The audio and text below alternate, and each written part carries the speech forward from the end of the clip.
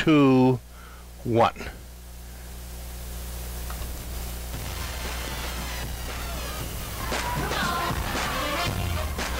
Hi there, everybody. I'm John Harber, and I'm on summer vacay in San Diego.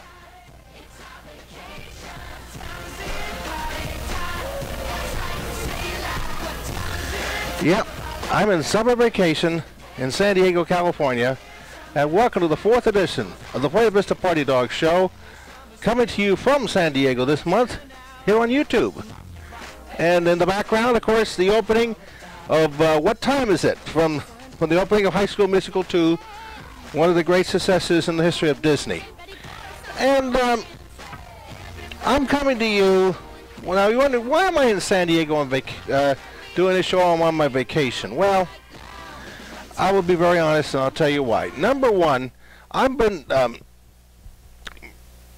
thinking about doing this show for quite a while on the road, and doing something a little bit different with the program. You got to take it out of Casa de Harbor every once in a while, and I figure this is a good way to do it while I'm on my week-long summer vacation down here in San Diego. Number two, I've been to SeaWorld about 30 times, and frankly, I've had enough of the place for a while, so I decided to skip SeaWorld on this trip, this show. And that's why we're here in San Diego, California, for the 4th edition, the 4th episode of the Playa Vista Party Dog Show, right here on the Harbor 2008 channel, only on YouTube. We've been having, of course, a lot of technical problems. We've been trying to get this thing up and running for close to 3 hours, and I think we've probably got the best we can do at this time. There has been a lot going on in the news, as you know, this last week.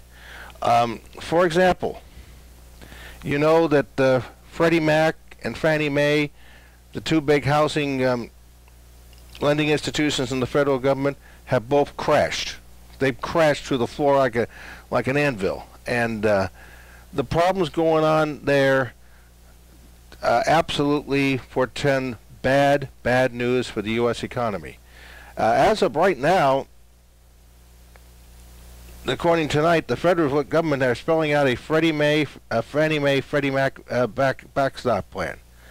The White House is going to ask for authority to buy stock in both these companies.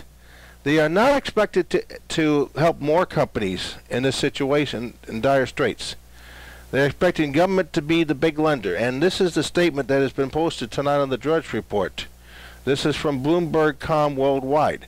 They are saying, the partial text on the statement issued today by Treasury Secretary Henry Paulson, quote, FannieMae and FreddieMac play a central role. Oops, hang on one second. I got to back this up. FannieMae and FreddieMac play a central role in our housing finance system and must continue to do so in their current form as shareholder-owned companies. Their support for the housing market is particularly important as we work through the current housing correction. GSE debt is held by financial institutions around the world. Its continued strength is important to maintaining confidence and stability in our financial system and our financial markets. Therefore, we must take steps to address the current situation as we move to a stronger regulatory structure. In recent days, I have consulted with the Federal Reserve, OFHFO, the SEC, congressional leaders of both parties, and with the two companies to develop a three-part plan for immediate action.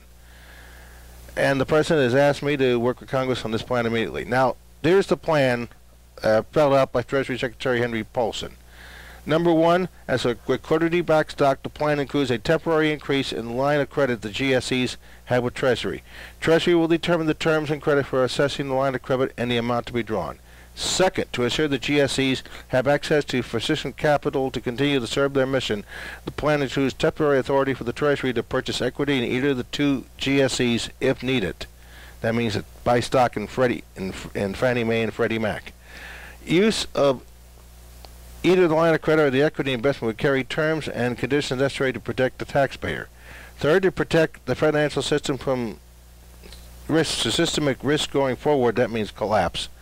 The plan strengthens the GSE regulatory reform legislation currently moving through Congress by giving the Federal Reserve a consultative role in the new GSE regulators' process for setting capital requirements and other prudential standards.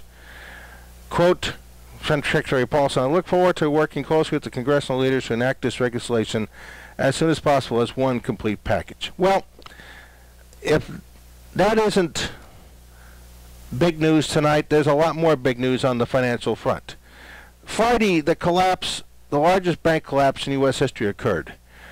On July 11th, IndyMac Bank went under. It will reopen tomorrow as IndyMac Federal Bank. It is the largest collapse in U.S. oil history, in U.S. banking history. And we read tonight from the direct report, many more U.S. banks will fail, according to the International Herald Tribune. As home prices continue to decline and loan defaults mount, U.S. regulators are bracing for dozens of American banks to fall over the next year. But after the IndyMac collapse on Friday, Wall Street analysts are posing two critical questions.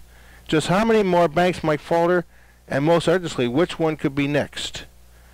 The troubles are growing so rapidly as some small and mid-sized banks that as many as 150 out of the 7,500 banks nationwide could fail within the next 12 to 18 months. That means through the end of 2009, according to these analysts.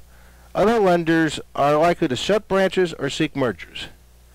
And everybody is, according to Richard Bowe, the bank analyst with Ladenburg Thalmann, everybody's drawing up lists, trying to figure out what the next bank is, number one, and number two, how many of them are there. And number three, from the standpoint of Washington, how badly is it going to affect the economy? Now, IndyMac Bank had $32 billion in assets. It was a spin-off of Countrywide Financial Corporation. It is the biggest American lender to fail since Continental Illinois failed in 1984. And right now, it's a scary time in the U.S. economy. And all this happening last week may have foretold this story. About 2 hours ago, we found out that Anheuser-Busch has agreed in principle to be bought by the Belgian Brazilian and $50 million. This is according to the Financial Times of London. I'm trying to get the gist of the story. InBev, the makers of Stella Artois and Budweiser brewer Anheuser-Busch, were not available for comment. The combined company will be called Anheuser-Busch InBev, said the sources who agreed to speak on condition of anonymity. Anheuser will get seats on the new company's board, but it was not immediately clear how many. Adding another dimension to this deal was Mexico's #1 brewer, Grupo Modelo, which is 50% owned by Anheuser-Busch. The makers of Corona beer, which has the right to choose his partner, has not yet approved InBev for the role, and Grupo Modelo and InBev remain in talks, according to one person familiar with the situation. Of course, right now, Modelo has also refused to comment. And this deal brings an amicable solution to a month-long saga that was becoming increasingly hostile. The two companies and each other, and InBev set the stage to replace Anheuser-Busch board of directors. InBev lured Anheuser to the bargaining table last week by raising its offer from $70 per share from $65 per share, a 27% premium over Anheuser's record high stock price in October 2002. Both companies, their stocks surged on Friday as the higher offer and the negotiations emerged. Anheuser-Busch closed up 8.6% at $66.50, and InBev closed up more than 7%.